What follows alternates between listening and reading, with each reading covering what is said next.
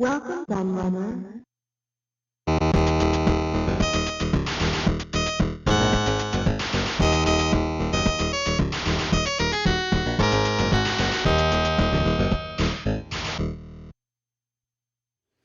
Hello everybody, Q&A Kevin Laird here, and I'm back with a new book preview for you. And those who follow my channel and my community tab, shall I say, regularly, will know about this book already, because I have did announce it there over there that it was coming out, and I did announce just recently that it was now available to buy. And my copies finally arrived, which seemed to take absolutely forever. I don't know why they took so long. When I order my own copies of the book, they usually come within a few days, but for some reason these took well over a week. I think nearly 2 weeks they took to come, which is very bizarre indeed.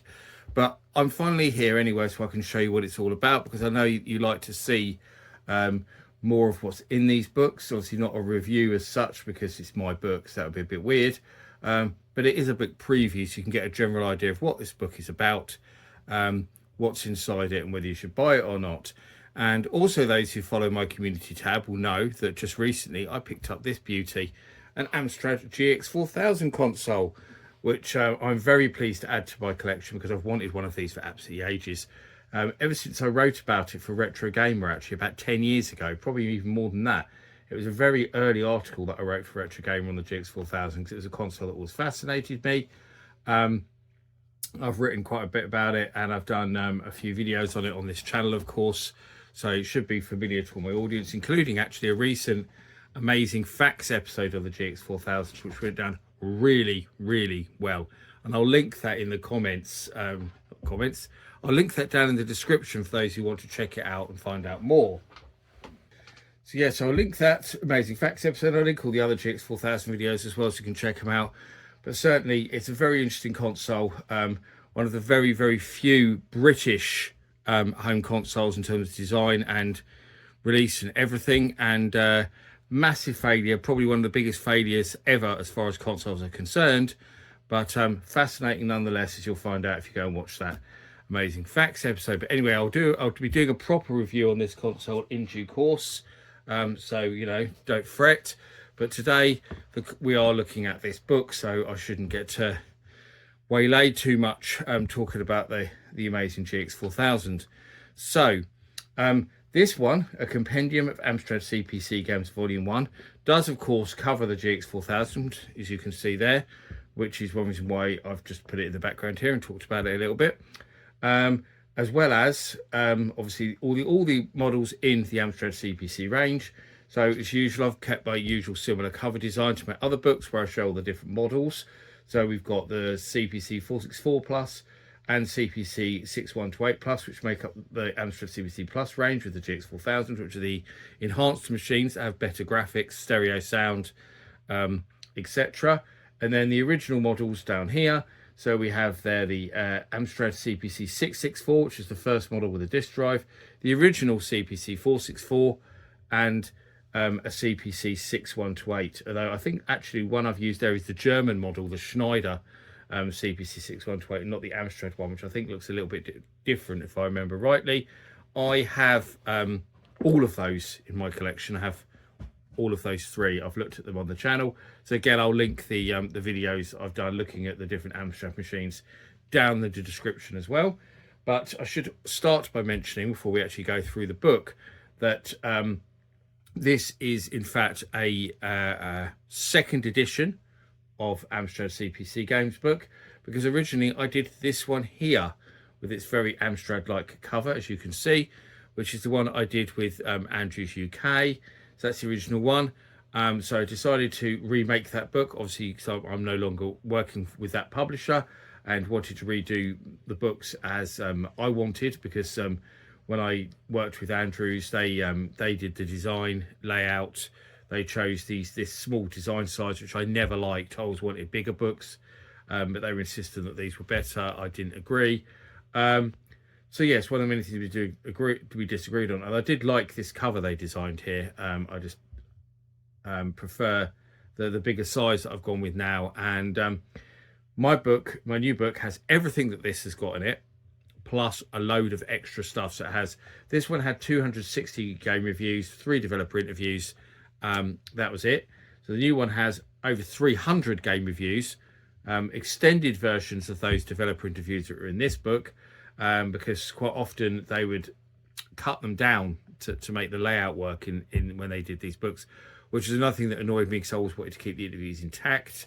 And there's a new history article in this book as well, which you'll find out about in a moment. So just to give you an idea, which is what I always do, of what the original book looked like, so you can see when we go to the new book.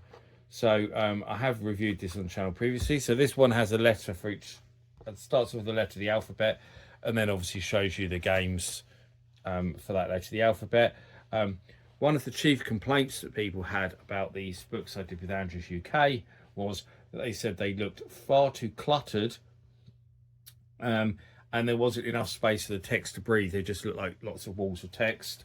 So I very much took that view in mind, that they were too heavy on the text when I did the new versions of the book, as you'll see, where I've spaced things out a lot more to give the books a bit more room to breathe. There was one of the developer interviews there with Darren White of Oh Mummy fame. Of course, that is in the new book as well. So yeah, so there we go. So we'll go to the new version of the book now, so you can get a look and see how different it is. Of course, starts off very similar. We've got our index or contents page, should I say, and our introduction. And then it goes into Amstrad CPC facts. So yes, all the things you want to know about the Amstrad CPC range in a nice big historical article that explains it all. So lots about, obviously, Sir Alan Sugar. Back then he was just playing with Alan Sugar, but one of the reasons why he got that knighthood was all the great stuff he did with Amstrad. That was the main reason, really. So it goes into, obviously, the original models, how it came about, the plus range, what extras that added, etc. I've missed out some pages there because I don't want to spoil it all, but it's a pretty big article. And then we go into the game reviews, as always. So I've lost the pages that just have a letter on, because they were kind of pointless, really. So now the book just flows all the way through, obviously starting at A. And even on that first page, we can see some of the new game reviews that I've added, because that Fondla Cass, Abu Simbel and Acorns of Pac-Man, neither of those 3 were in the original book. So straight away you got 3 brand new reviews kicking off the book. It wasn't purposeful, actually, it's just kind of the way it came out, so it's quite good. With these reviews, obviously they tell you whether they were, who the publisher was, the year they came out, the type of game, whether it's commercial, homebrew, prototype, whatever, and the hardware it plays on. So this part's important because that's either CPC, which means it will just play on a regular original disc or tape-based CPC machine, or it will say CPC, or it will say GX4000, or it might say CPC and GX4000. In the case of where there is cartridge versions for the GX4000 console, or whether there's only a cartridge version. So I have made a point of pointing that out, which I think is helpful. There are actually even some games that are CPC Plus only, so they're not on cartridge, they're on tape or disc. I think they're all disc. I think all the CPC Plus only games are disc, but I don't think I've actually put any of them in this book, so so you won't actually see any of that. But that was the original intention, was there'd be 3 different types of hardware ranking in that category, but I think I only ended up using 2 of them, because I don't think I reviewed any CPC Plus only games that weren't also cartridge games that play on the GX4000, if that makes sense to you. So yes, we go through, obviously, with our reviews in order. You'll see the text is much more spaced out, much more room to breathe. We have most of the same info before, apart from I've added this hardware part. The screenshots are much bigger, as you can see, much bigger as well, and clearer.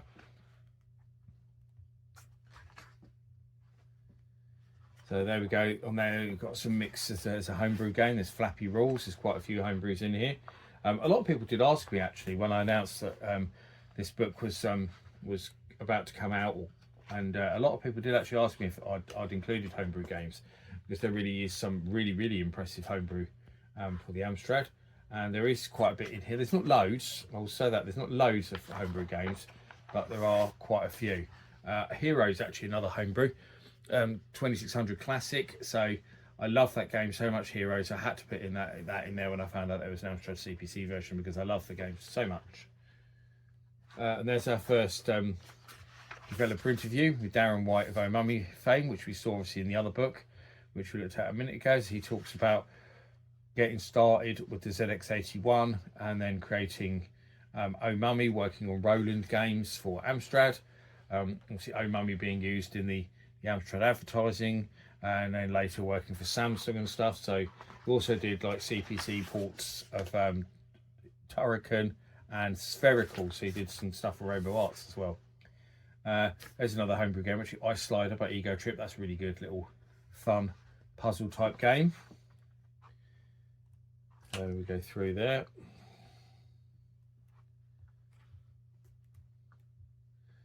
Get a general idea of what's in the book. I've got cats surrounding me everywhere, and I can't believe one of them hasn't jumped up on the desk. They've already knocked the camera stand over and tried to do it again. So so if you saw a jump earlier, that was why you saw that jump. I did try to shut them out, but they insisted on being in the room and scratched at the door, which would have been very annoying when I was recording if you could hear as cats scratching and howling at my office door.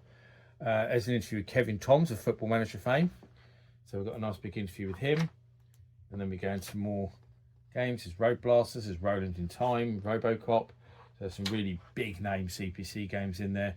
Saboteur, R-Type, Shadow Warriors, Shinobi. We've got sort of public domain games in here like Ski and Egg there. There's Space Harrier, School Days. That's a really good homebrew. One of the best homebrew games on the Amstrad, in my opinion, is School Days. Absolutely brilliant port of the Spectrum game.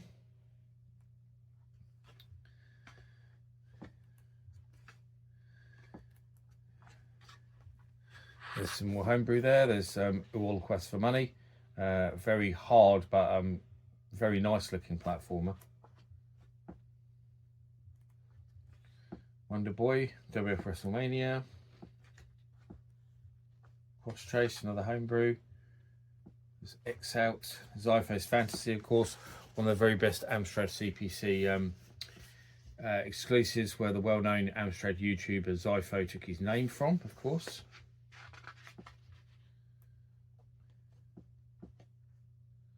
Amstrad fan, I'm sure you watch his channel. He's very good. Him and Novabug, the two sort of big Amstrad CPC channels, both excellent channels. I highly recommend if you're into the Amstrad, I want to find out more. Go watch Zypho and go watch Novabug. Now we get to the end of the book, and I just want to show you the last developer interview. So then it goes into Martin Hooley, who ran Imagitech Design, who did absolutely tons of games for the Amstrad. And on top of the games they did, they also did the music for many more, because they had a specialist music studio at Imagitech Design, and it was often used by Gremlin. Other people as well, but it was used a lot by Gremlin, because Gremlin were only just down the road from Imagitech, and actually Gremlin ended up taking over Imagitech, because they always worked so closely over years. They decided to merge and become one company. So yeah, so Martin Hooley talks all about running a software house in the late 80s and early 90s. Very interesting, gives a lot of insight into that, rather than a programmer talking about making the games. That gives something a bit different, with the owner of a software house talking about how challenging it was to make a profit and pay wages and acquire licenses and stuff like that. So yeah, lots of interesting stuff in there that goes through. He's even got loads of old photos that he sent me of the old offices at Imagitech Design as well. So there's lots of cool stuff in that article. I'm really pleased with that one. I won't show you all of it. And then also it just finishes the book by showing you what other stuff I've done, other books I've got available. So this is now the 11th book, I believe. Yeah, 11th book I've done now. So it shows 9 of them there, but there's a couple missing. I can't think what's missing from there. It doesn't show the Atari ST book there. That's one of the ones that's missing from that line up there. I can't think what other one's missing there. I wonder what other book I didn't include in that lineup, but yeah, it's certainly missing the Atari ST book. I can see that I have included that there. I've got volume 2 of the Atari, but I think it's the only volume 2 I've done so far. But I do have ZX Spectrum volume 2 pretty much ready to go. It's all done. The book is all done. It's just got to go through final proofreading and layout checks basically before I pull the trigger and let Amazon have it. So yeah, I did a bit of work on that while I've been away recently, actually, to try and get it finished, because it'd been sitting in purgatory for absolutely ages, near enough done. And a lot of people have been asking when my second Amstrad CPC book was going to come. Amstrad CPC, that's what I'm doing now. When my second Spectrum book was coming out, so you'd be pleased to hear that it's near enough done. So yes. So yeah, actually, just thinking about it, the only book that's missing from there is Atari ST. Of course, that's 9. Atari ST makes it 10, and this makes it 11. I said 11 books, so yeah, that's the only one that's missing from that lineup there. But anyway, that's it. So that is a look at my new compendium of Amstrad CPC games, second revision. Obviously, quite a big improvement on the original book, as you can see. Bigger, lots more content. It's quite a similar price as well. So it's if you're in the UK, it's £20. I think in euros it's €25.